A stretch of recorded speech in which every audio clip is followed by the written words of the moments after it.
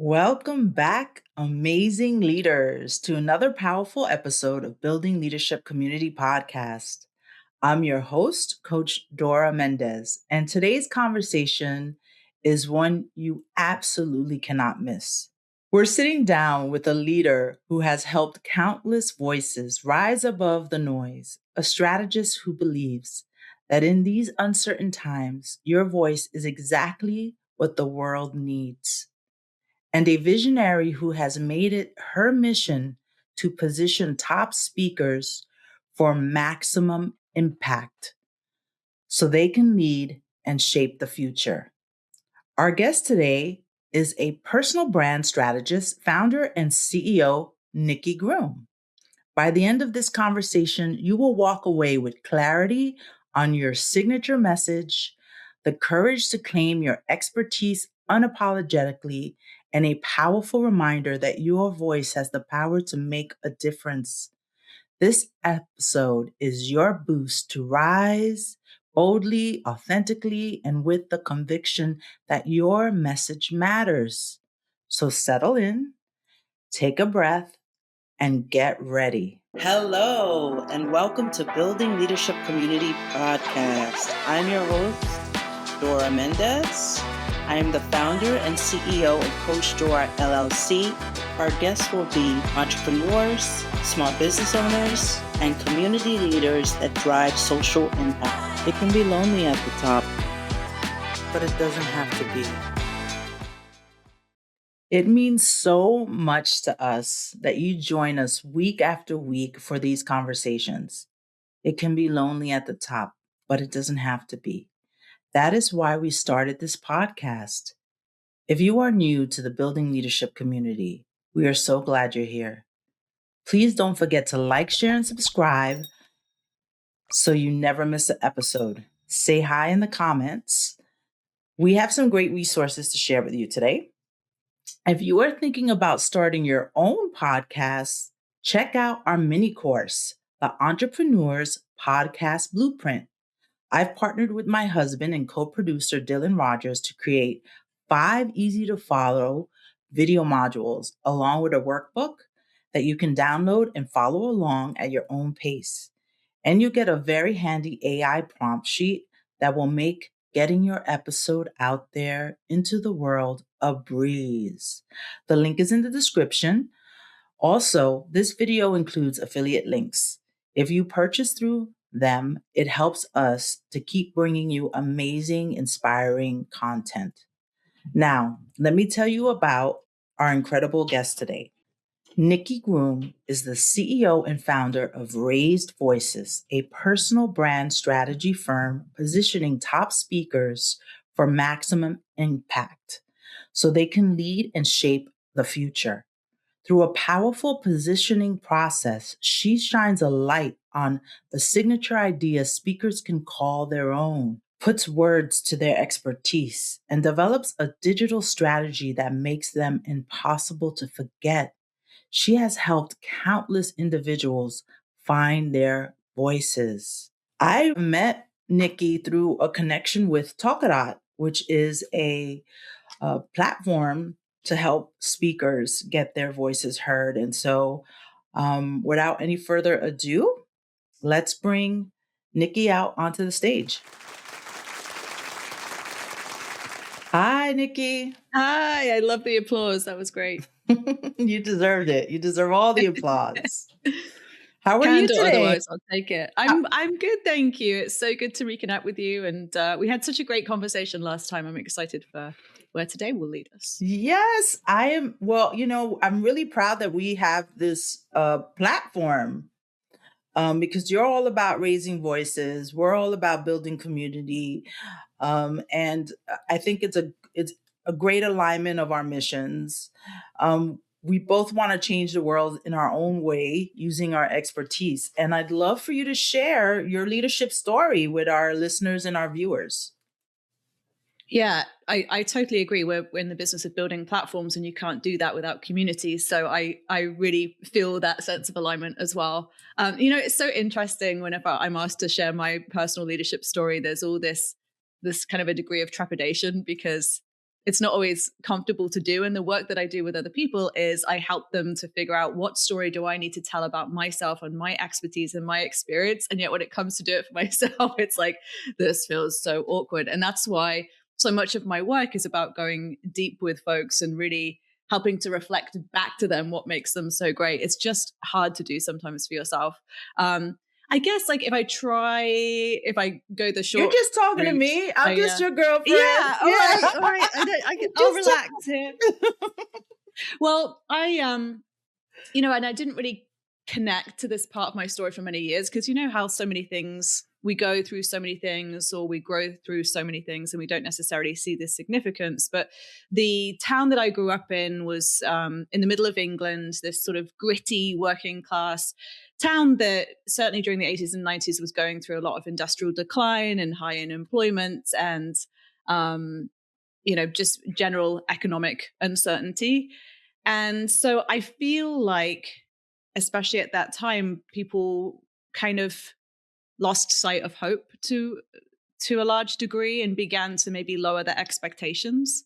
And so that was the environment I grew up in. And yet I was lucky at home, even after my dad lost his job that he'd had for years at the gas board.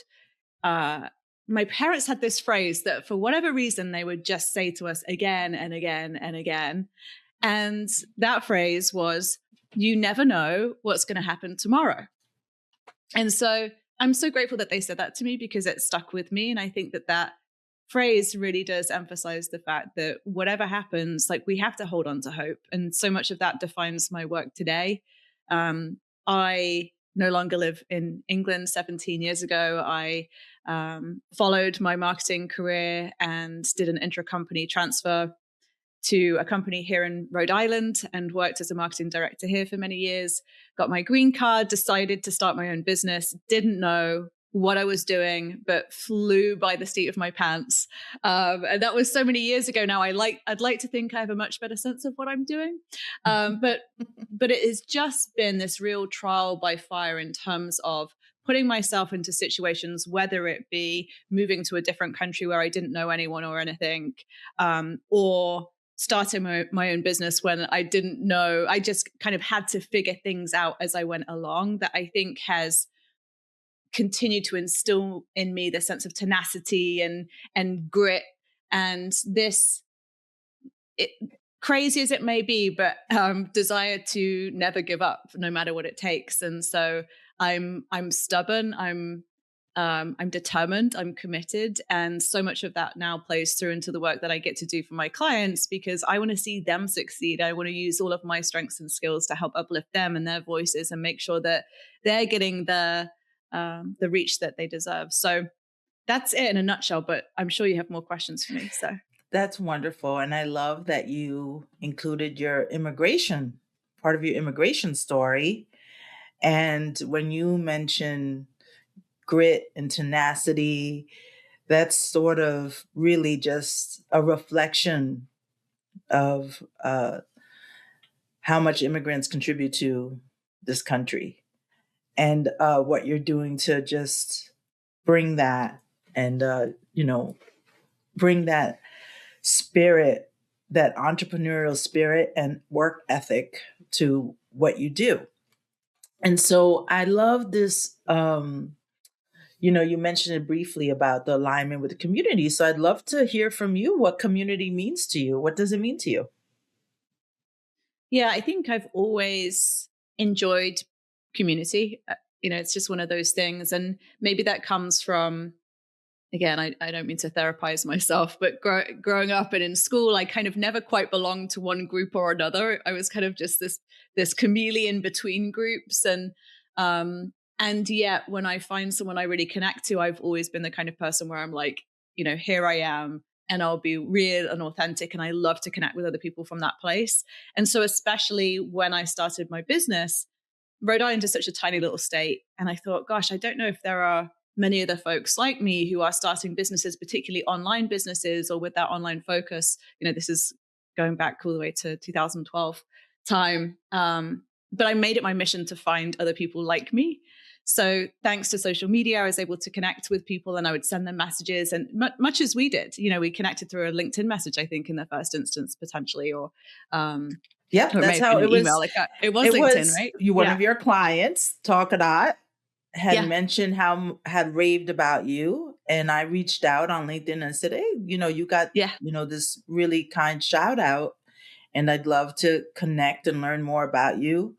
And when we spoke, I just knew I had to have you on the show. I don't think we've had someone who works with public speakers like you do on the show. So I don't want to stray. I would love to get back and hear what community means to you before we go off on the tangent. But yeah, I'd Yes. love to hear more about that because we did connect. That's how we connected through Yeah. social media. Yeah.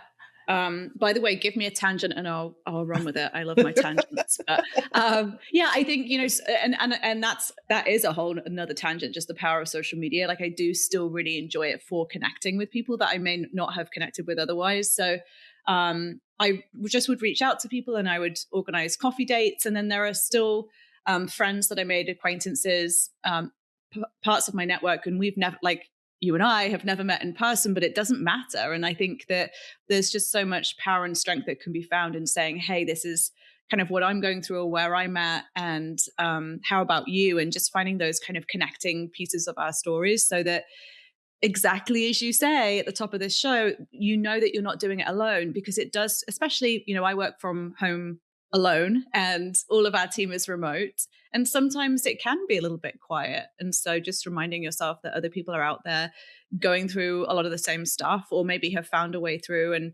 so it has been, I don't think that I could have done it without community. I feel like it's been that integral to my journey and continues to be. And in fact, in some of those, anyone who's an entrepreneur knows this, that's kind of how it goes. Yeah. And So so for our listeners, right. Oh, right. Nikki's Oh, I'm doing the sorry. little I'm like doing a, dive and swimming. yeah.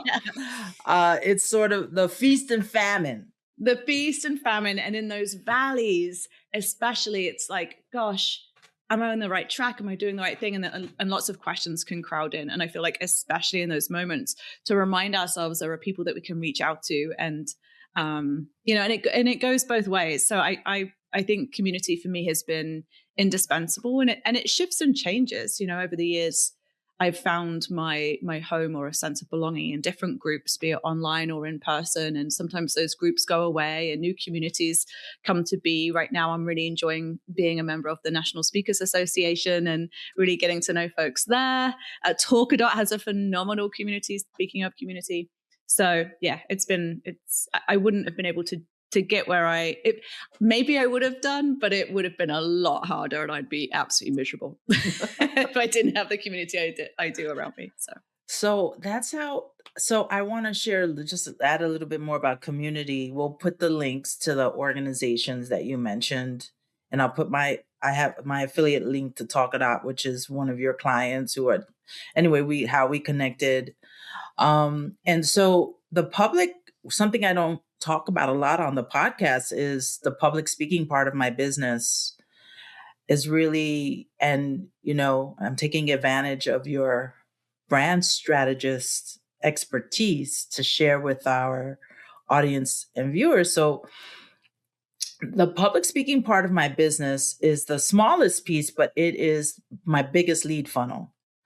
Mm-hmm. I go out there, I do a panel, fireside chat, a keynote, facilitate a workshop. And I don't make a lot of money for doing that, but there's always one or two people in the audience who like what I have to say and then connect with me afterward and then hire me for, coach, like leadership development, HR consulting. And so public speaking has been my biggest lead funnel. And plus I enjoy doing it. I enjoy engaging with people, talking with people, sharing what I know. I love watching people, get that aha moment when we're working together. And, I teach to a lot of some people who follow the podcast know that I also teach I'm an adjunct professor at a local So it's like the educator in me. I just really love the engagement. And so I'd love for you to sort of share a little bit about your philosophy. I mean, clearly raised voices. I would love to hear a little bit more about your leadership philosophy and how ultimately you landed on raised voices as your uh you know company name, and or I think people would really like to learn about how that came about. Yeah, and I think so much of my story, if I look back, is connected to this idea of I don't know what's ahead necessarily, or maybe I can't see everything in minute detail, but I'm just going to take the next logical step. And so when I think about my kind of leadership philosophy and how I came to be doing the work that I'm doing today, I loved what you shared about using speaking as that kind of inroad to the rest of your work and everything else that you do and offer. And I love that. I'm such a big proponent of that as well. In fact, with my marketing background, that kind of fueled my work with speakers in the first instance. And I haven't only worked with speakers, I've worked with authors and thought leaders and experts. And I just think that speaking can be great. And if you can make an entire career just out of speaking, wonderful. But most of the time, I find that the folks that I work with have this kind of whole ecosystem. And so getting out there, being heard for your expertise, being seen, just does wonders in terms of helping people to connect to you and connect to your work, feel like they kind of know you and they trust you. And then the relationship that you have with them after the fact is so much easier and there's so much less friction. So I think it's a wonderful way in.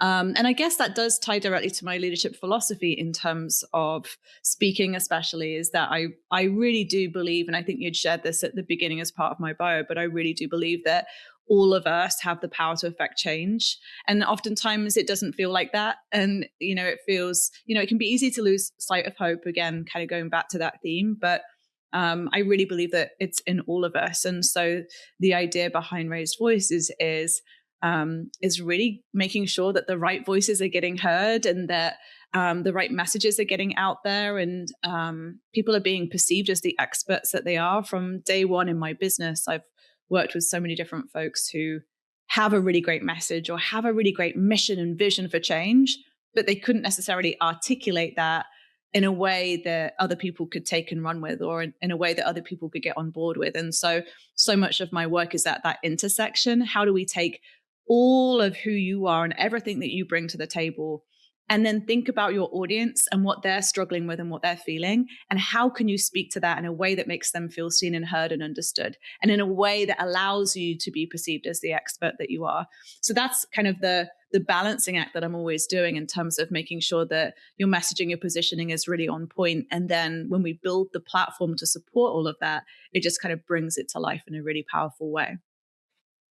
So I've seen the platforms that you build, like we talk about in the partnership. So I'm a testament to, the reach that you have. I mean, you really have like an incredible reach. And I'm happy that our audience and viewers get a chance to get some insight into that and into what you do. What advice would you give to leaders? Maybe something you would have told your younger self back in, blue collar England.